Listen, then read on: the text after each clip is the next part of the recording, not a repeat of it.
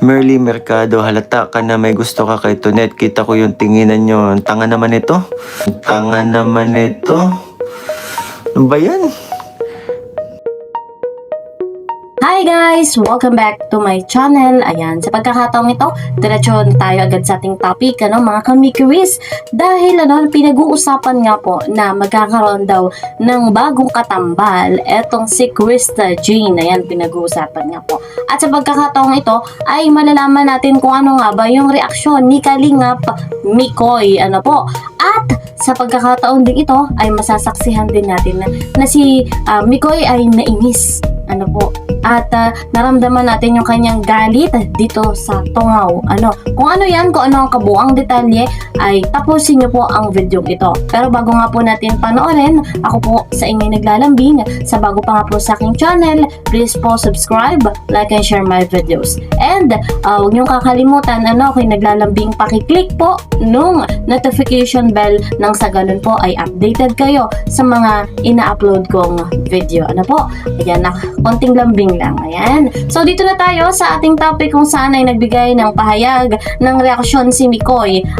Patungkol sa may bago nga daw pong katambal si Krista. At mapapanood din natin, pero bago nga po yun, mapapanood muna natin itong isang video kung saan galing din kay Kalingap Mikoy, ay talagang nainis at nagalit si Mikoy sa hindi na sanay nakapagsalita ng ganito. Pero deserve nitong tungaw, nitong basher. Huwag na nating patagalin pa, panoorin po natin ito. Kukutya, sige papabulian. Yan, pwede po nananawagan din ako sa mga papasok dito. Pasukin nyo na lang po ang live ni Papa Bulian. Yung mga tungaw, sa live na lang ni Papa Bulian kayo pumasok. At si Papa Bulian na naghahanap ng Merly Mercado, halata ka na may gusto ka kay Tonet. Kita ko yung tinginan nyo. Ang tanga naman ito. Ano ba yan? Magaling ka na magdala, kala may halata lilipas din pogi mo. Ay. Bayan, kung ba siya ka, huwag mo na ako sabi ang pogi. Ano ba yan? Naiya tuloy ako. Ay, naku.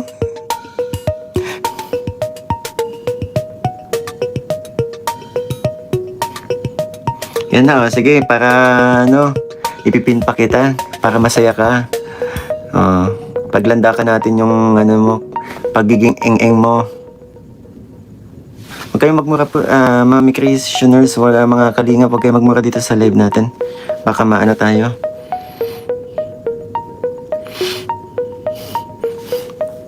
Ito ang si Merly Mercado ang basher na pinapakilig ako. Pambihira. Tito sir, ba't tinime out mo? Ang cute Ano ba yan? Yan ang basher na pinapakilig tayo. Ay.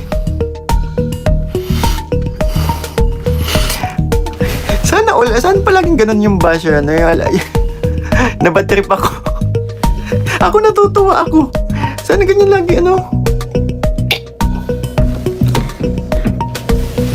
yung pinaglalandakan niya yung pagiging eng-eng niya. Hindi siguro nanood ng natin. Tsaka respeto din naman. Respeto sa beneficiary kung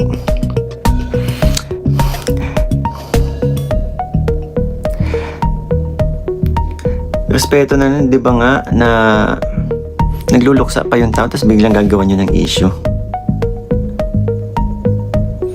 Ang pogi, lumipas man ang panahon. Pogi pa rin, ang pangit di na nilipas pa. Yan. Lahat naman dumadaan po dyan sa pinaglilipasan ng panahon. Sino bang tao ang hindi dadaan dyan? Aber. Pero in fairness, ikaw ang basher na pinakilig ako ngayong gabi. Hey, Merly Mercado. Huwag ka na magselos kasi Merlin. Sige na nga, nasaan ka ba? Selos ka pa Ano bang gusto ni Merly? Yung bawat live mo, mix mate mo, yan nga nagpapasaya sa live natin eh.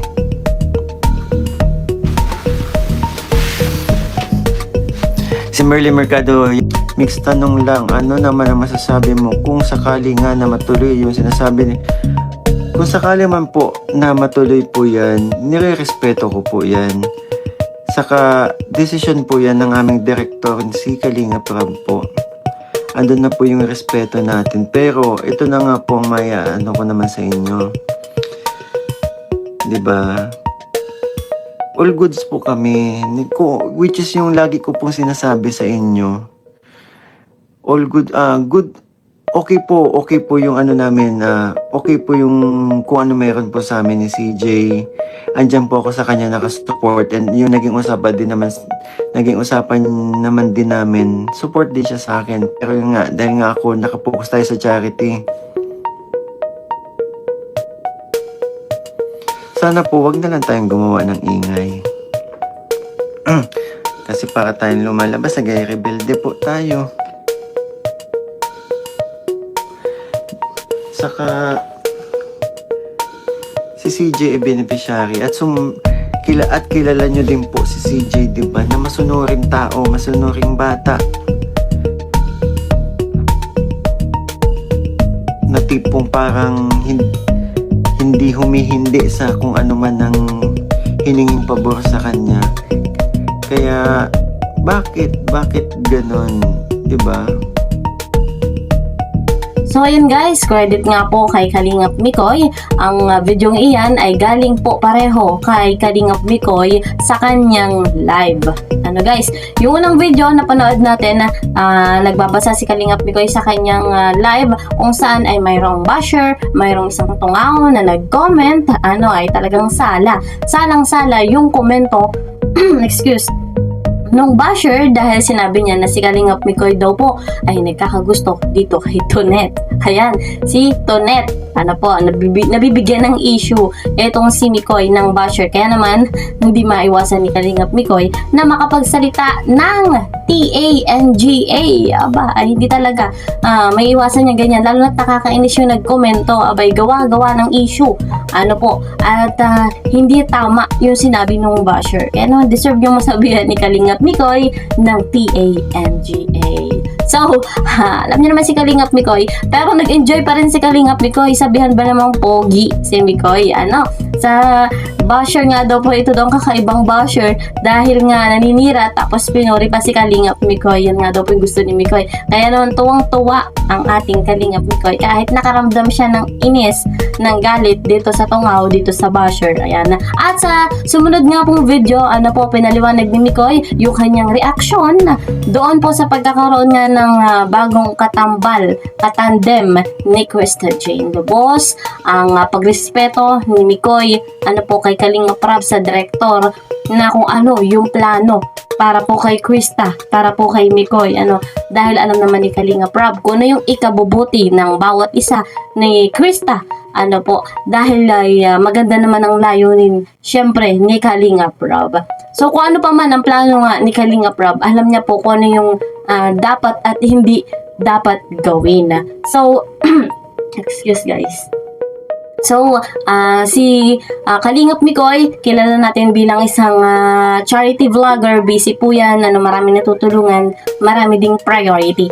At kitang-kita natin, on and off camera, si Mikoy, si Krista, okay na okay.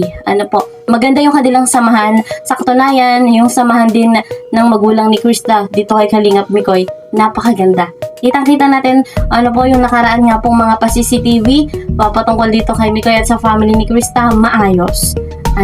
Hindi po kakikitaan ng masama o ikababash. Napakaganda na kanilang ugnayan.